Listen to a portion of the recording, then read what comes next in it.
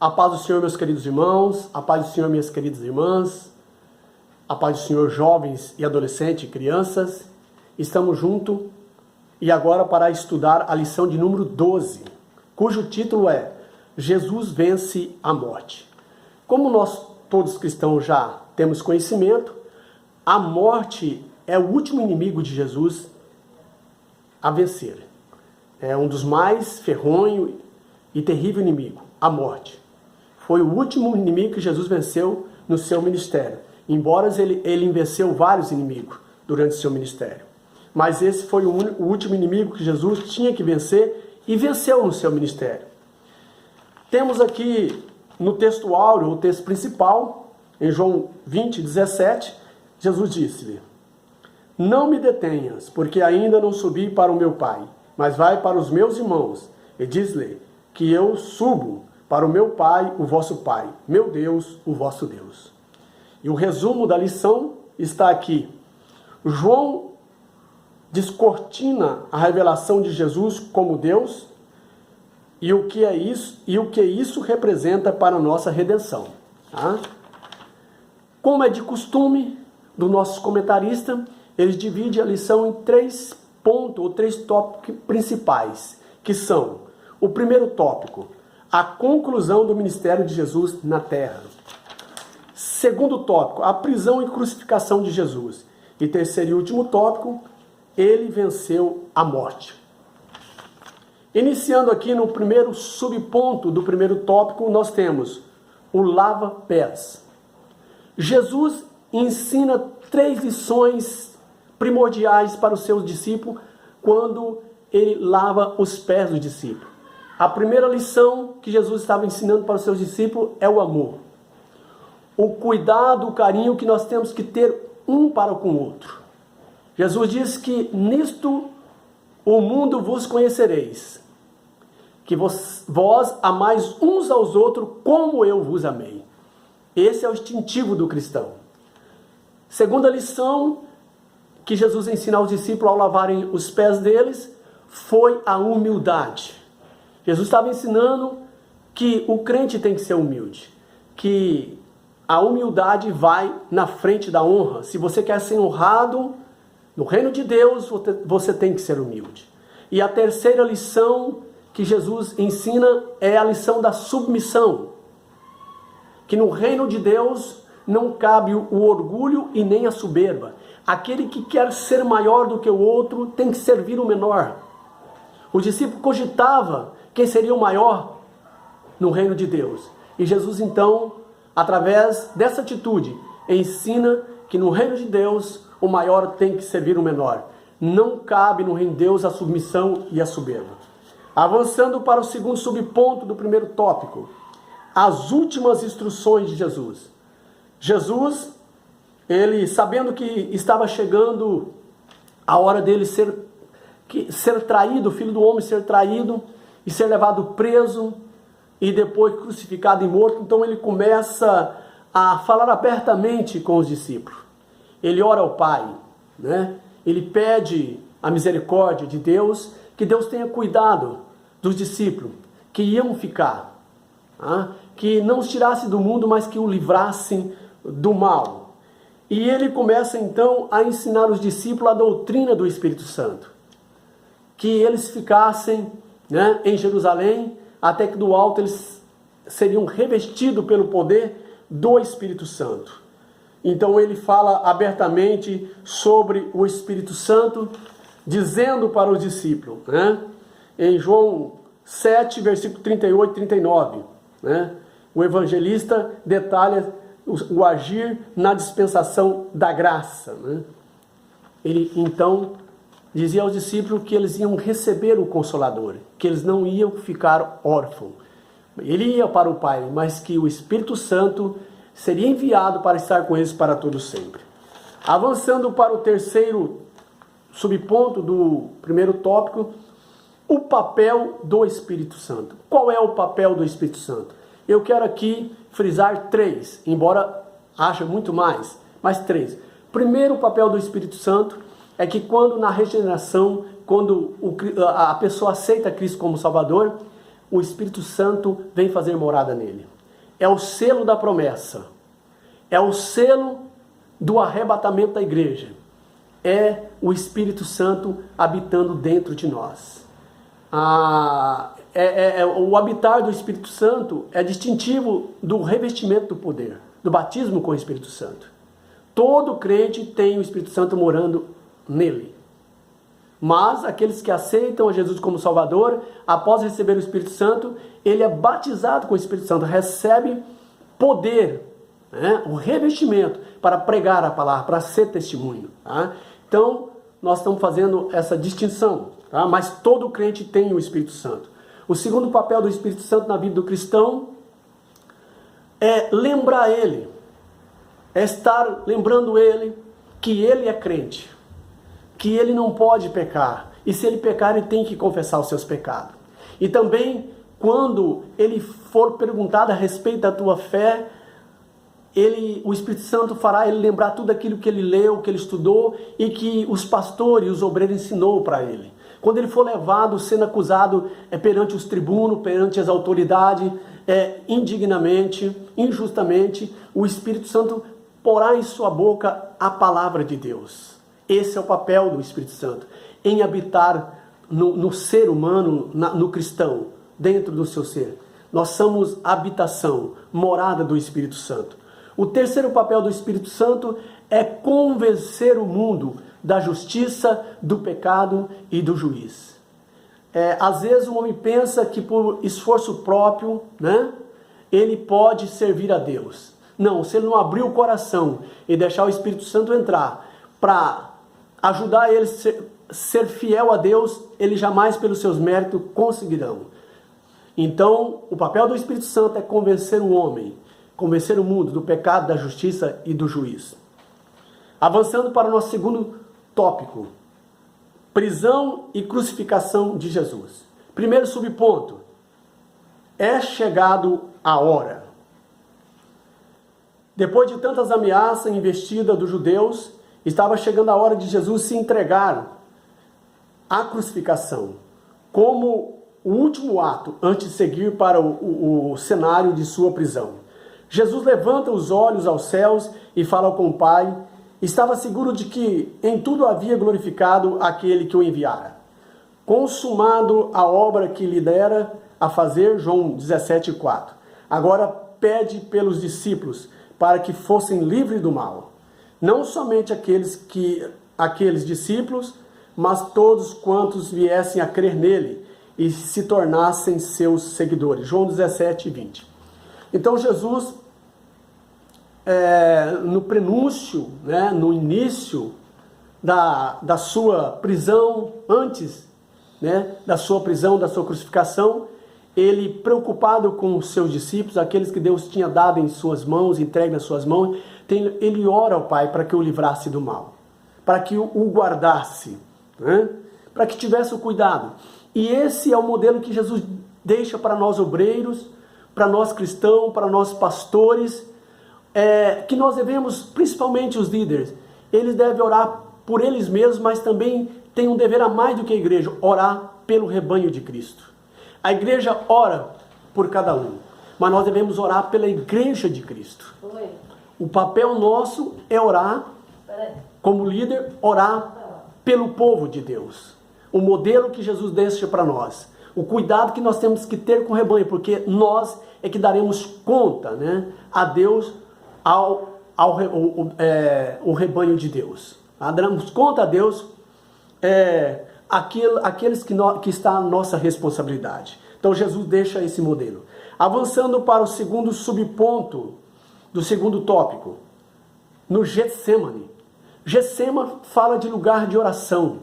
Segundo os estudiosos, não está registrado todas as orações que Jesus fez, mas 70% do seu ministério foi de orações. Jesus pregava o dia todo, ensinava o dia todo, e quando chegava a tardinha, ele subia para o monte, para a montanha, e voltava só ao amanhecer.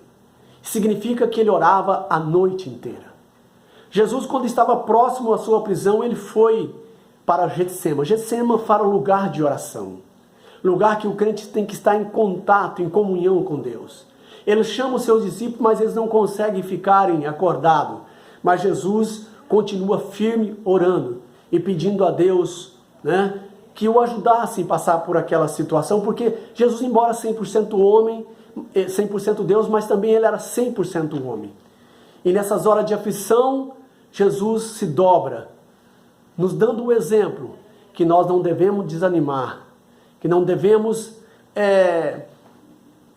sempre estar em qualquer situação buscando a presença de Deus, porque os dias são maus, mas na oração é que nós vencemos todos os imprevistos, todas as dificuldades. O exemplo, Getsemane, o lugar de oração, o lugar que o crente sempre deve estar para vencer nessa vida. Avançando para o terceiro subponto do segundo tópico, preso e crucificado.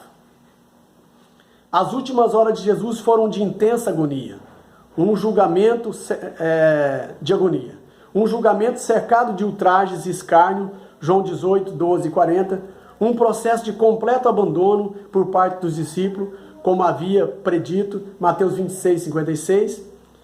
Pedro, o mais enfático, negou 3 vezes, João 18, 16, 27.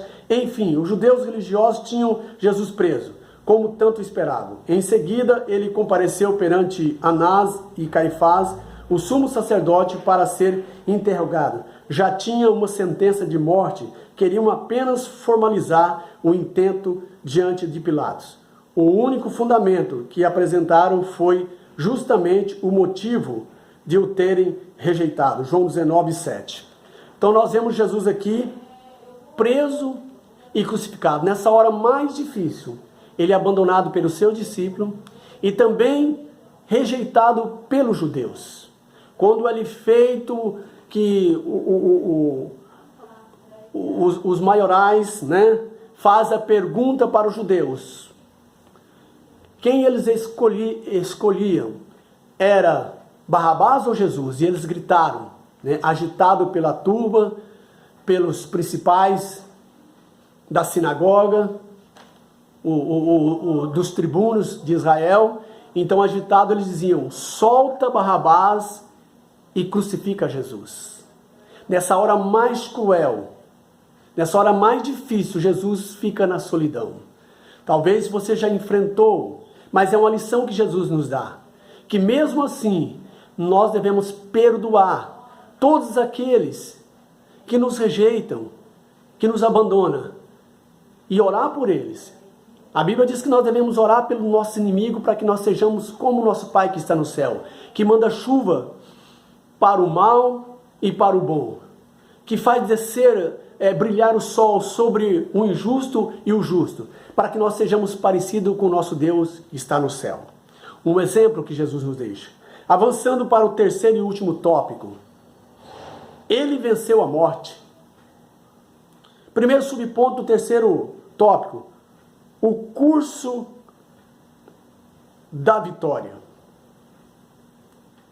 O ápice da vitória de Cristo é, sem dúvida, o fato de no terceiro dia ter ressurgido dentre os mortos.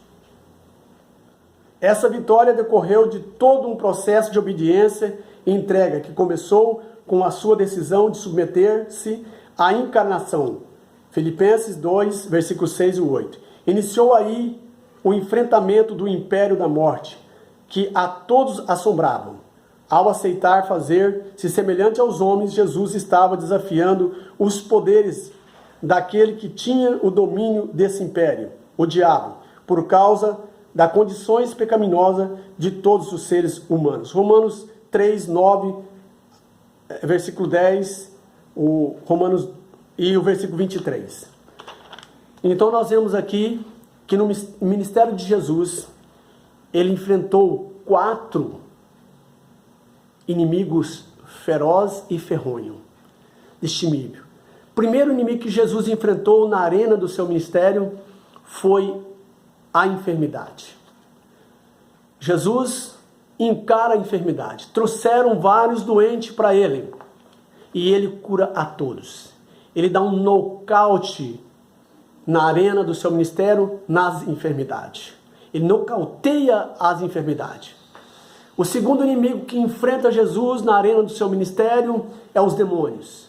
Trouxeram várias pessoas endemoniadas e Jesus nocauteia novamente os demônios e manda eles sair em retirada. Até o mais feroz demônio de Gadara, que estava no Gadareno, teve que se ajoelhar e reconhecer o poderio de Jesus.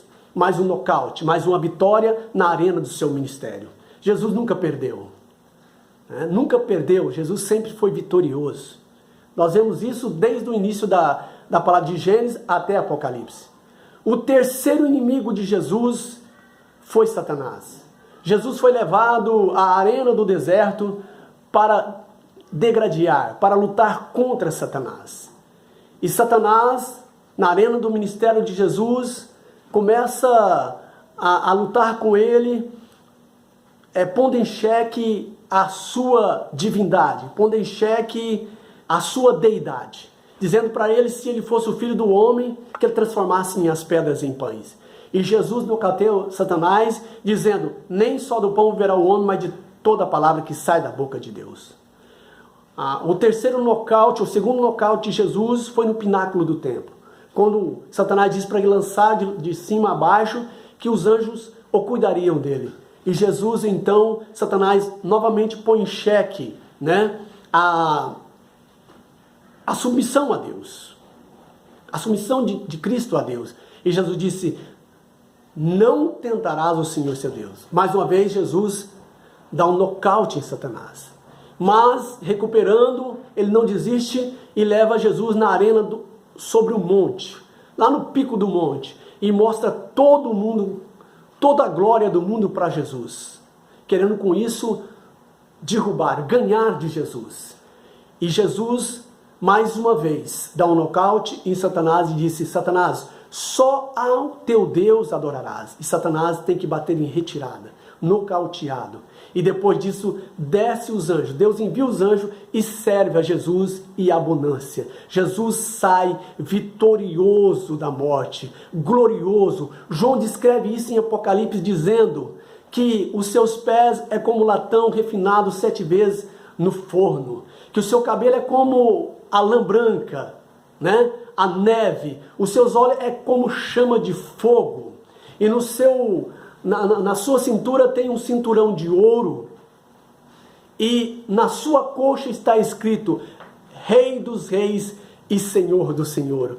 João vê Jesus glorificado, Jesus poderoso, ele venceu todos os seus inimigos, e o último foi a morte. O último foi a morte. Avançando para o segundo ponto, o terceiro e último tópico, ressuscitado pelo Pai. Como um sacrifício perfeito, a morte não poderia detê-lo. Quando as mulheres chegaram-se ao sepulcro no primeiro dia da semana, já encontraram o sepulcro vazio. João 20 e 12. Jesus não estava, João 20, versículo 1 e 2. Jesus não estava mais ali. E agora todas as vezes que aparece, já está em um corpo glorificado, sem qualquer limitação física. Nós vemos aqui Jesus ressuscitado pelo Pai e o valor da ressurreição. O último inimigo Jesus a vencer foi a morte. E para lutar com a morte, ele tinha que estar de frente com a morte, ele tinha que descer aos recanto mais frio da morte. Jesus teria que morrer. Para saber quem era mais forte, se era Mike Tyson ou Holyfield, eles tiveram que ter um confronto. E Holyfield desfinhou um murro em Mike Tyson e ganhou a luta. Não foi diferente. Jesus teve que encarar a morte, ele teve que morrer para lutar com a morte.